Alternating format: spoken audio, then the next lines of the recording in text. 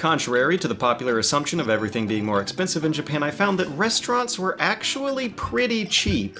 A 2012 survey found that the average Japanese worker spends 510 yen, which is just $5, on lunch. It's a story that the media are reporting as a great failure of the economy, but I guess that's really just a matter of perspective. Because hey, to us tourists, Japan's cheap garbage food is still exotic foreign cuisine. This whole set was just 500 yen, and here's what the same amount buys you at McDonald's. Actually, I lied, this is 48 cents more expensive. A vast number of reasons have formed my theories as to why the low end of Japanese dining is so much more cheaper than it is in other countries. Too many reasons to talk about with my mouth, so you're gonna have to use your face instead. But unfortunately, the prices do start making sense when you're at a fancier restaurant, where you get your own table, your own waiter, and maybe a tacky video game theme. In Japan, tacky video game bullshit is ingrained enough into mainstream culture that it's stamped onto theme parks and restaurants and stores and trains, and most famously, this year's closing Olympic ceremony. What you might not have heard about, though, is this Resident Evil stage play, which is actually part of the official in-game canon. So Biohazard the stage play and Biohazard the real were both unfortunately closed for business during my visit, but I did get to see the video game theme restaurants, in which case restaurant prices across the whole country are so low to begin with that you can still get in and out of there at about $30 per person, because Japan truly is a glorious nation. On the lower end of this niche is Artnia, a little bubble building that kinda serves as Square Enix's official gift shop, since it stands at the foot of their Tokyo headquarters. Although the staff speaks good English and it's a popular spot for tourists, don't expect to feel exactly at home inside. I mean that in the sense that Japanese video game restaurants are totally built for Japanese fans first. Look at all this Final Fantasy stuff, I know what all this is. I don't know what all this is though. What's a Dragon Quest? I mean Dragon Warrior. But if you know me, you'd know that I'd rather be consuming tacky video game merchandise you can actually consume. So I was more excited about these $6 cappuccinos and these $10 pancakes and these adorable $10 parfaits, which are themed after particular characters. The strawberry one is supposed to be Aerith. You can tell by the red ribbon. We're spoiling a 20-year-old game for the whole restaurant. Oh no, it's the most emotionally intense moment of my 7-year-old life. No phonics now. But unfortunately, all of the above just kinda tastes like nothing, because most of these novelty theme cafes put the emphasis on the looks of the food rather than how it tastes. Also because, fun fact, most Japanese people don't like their sweets or their coffee as intense as us Americans do, so to us a lot of their treats just kinda taste bland, which is why we're fat. The Capcom Bar opened in 2011 as a sort of amusement outlet for the company, which is actually headquartered 300 miles away in Osaka. It's a collaboration with the nightlife business of Pasella Resorts to make something that's more of a theme restaurant than a bar, despite the name, because the closest they get to nasty bar food is this DMC pizza. You can tell it's video games because it says DMC on it. This is $10. A T-virus cocktail has you injecting some kind of beautifully American sweet sugar syrup into your stiff liquor. The Ebony and Ivory has cute little ice cubes, and the Let's Rock has some kind of terrifying incandescent demonic presence floating around in there that just turned out to be a moisture-activated LED. These Dragonfire nachos have something to do with Monster Hunter somehow, maybe because they're served to you while actually on fire.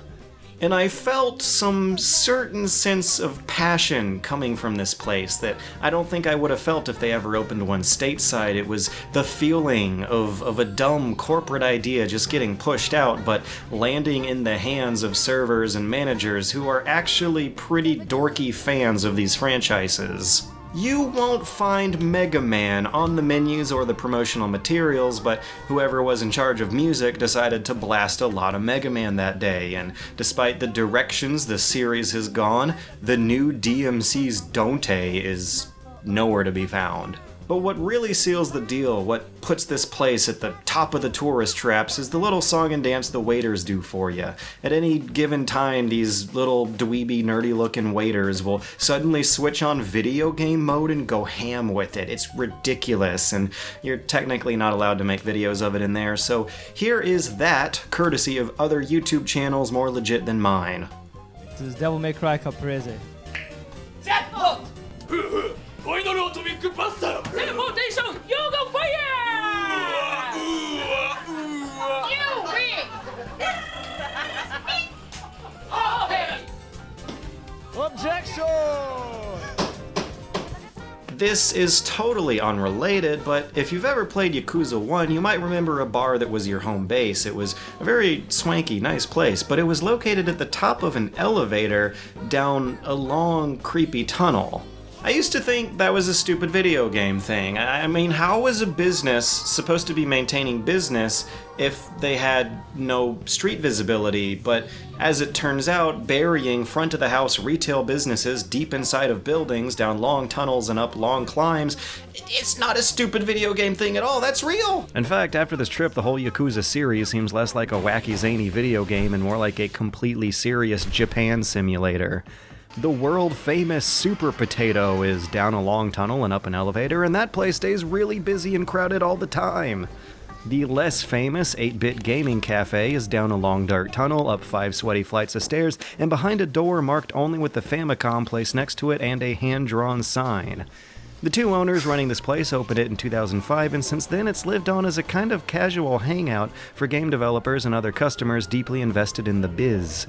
During our visit, the other table filled up with English-speaking devs visiting for this year's Tokyo Game Show, and years ago, classic Nintendo composer Hip Tanaka would show up here to do jam sessions. Drinks are fun little cocktails with video game referential names, and unless you grew up with the Famicom instead of the NES, you won't be getting a lot of those references.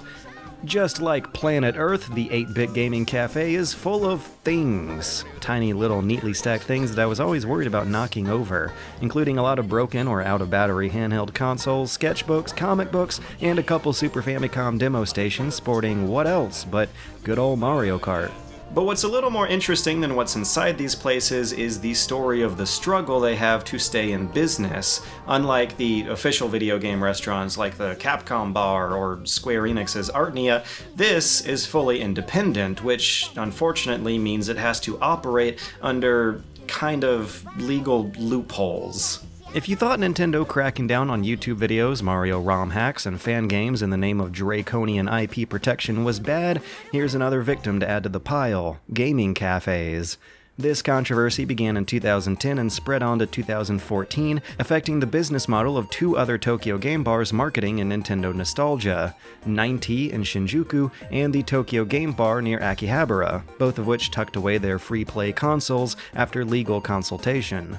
The problem essentially boils down to defining what kind of businesses these places are running here, whether they're using their right to screen these video games versus their right to rent them out, in which case they have to define if the cover charge customers are paying for is for accessing drinks at the bar or for video games that they can play in the bar. If the customers are paying for the games, then that means it's technically an arcade, which because of some other archaic Japanese laws means it has to close down at midnight and enforce a whole bunch of other curfew rules for the kids.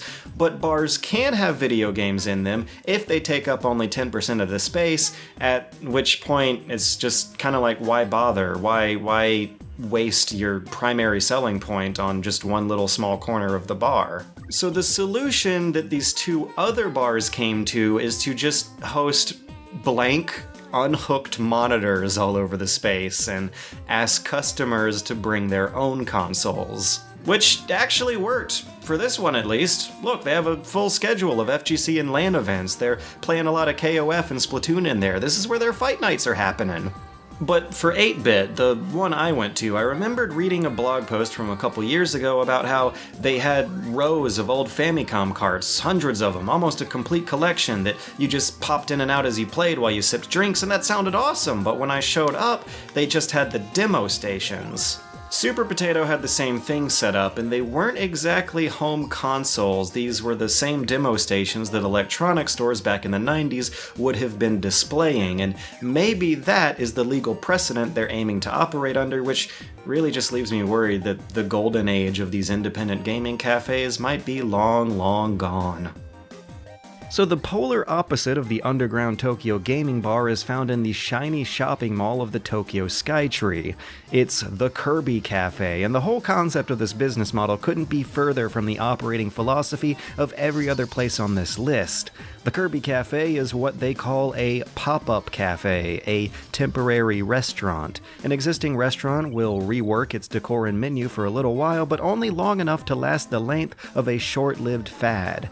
It works by artificially increasing demand just by promoting the fact that the place is going to close down soon. Previously, there was a Dark Souls one, a Resident Evil one, and now there's a Kirby one. But it's only open until October 30th, and they're closing down soon, and don't you want to go to the Kirby Cafe sometime in your life before you die? You only have one chance to eat these $15 pancakes. Doesn't that make you want them more? Why stop there? You got all these other items. I mean, you can't really stop going until you've had everything, because really darn soon the Kirby Cafe is going to be gone forever like tears in the rain.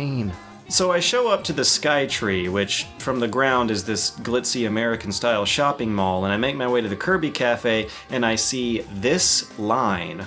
It's about 1 in the afternoon, so it makes sense that they would have a lunch rush, but it turns out that these people are all people who had made reservations from the ground floor at 9 a.m. in the morning, because as it turns out, you can't make reservations online or over the phone for this place. So the next morning I wake up bright and early and show up at 9 a.m. only to find out that I am too late. They've already packed up their tickets and gone away, so I have to wait until 10 a.m. for the mall to open up, at which point I gotta make my way to the cafe counter itself and get a ticket from there. But what no one told me was that in the morning at Japanese shopping malls, the clerks will be there to greet the first customers, so I'm walking down this endless white shining hallway with rows of old Japanese women on either side of me, all bowing and saying, "Ohayo gozaimasu," every time I get within like an 8-foot radius. Like I'm Darth Vader walking past stormtroopers, but that's just me walking to the Kirby Cafe. So I eventually make my way to the Kirby Cafe counter, which requires you to go outside the mall and around a courtyard. At 10 a.m., I'm the first person to show up there, and I get my ticket, and it's for 7 p.m. that night. So we show up, again, we wait in line, this time at night, and wait for our numbers to be called in Japanese, which means we just kind of have to look around and take a chance if no one answers when they call some number we don't know. And they're out of the $15 pancakes.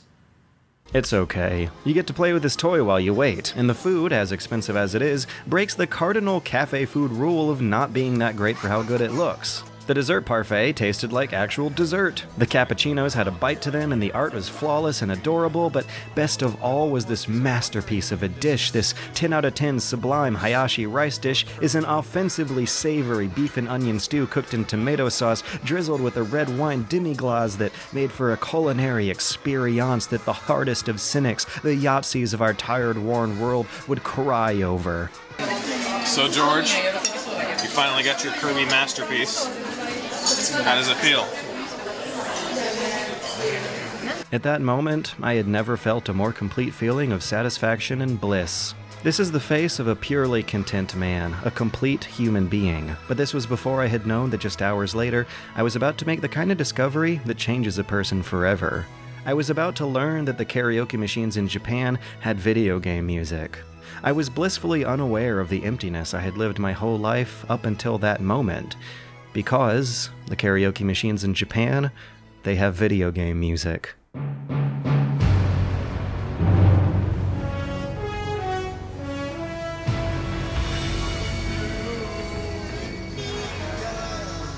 I'm still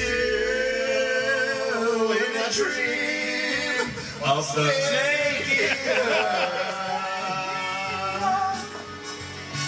I'm still in a dream. I'm still in a dream. Snake eater.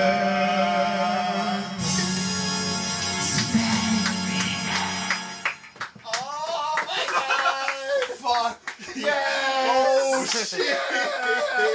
You just won Japan. Fucking God!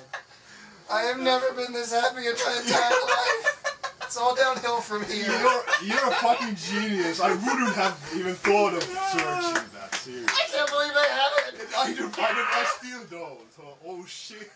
But wait, there's more.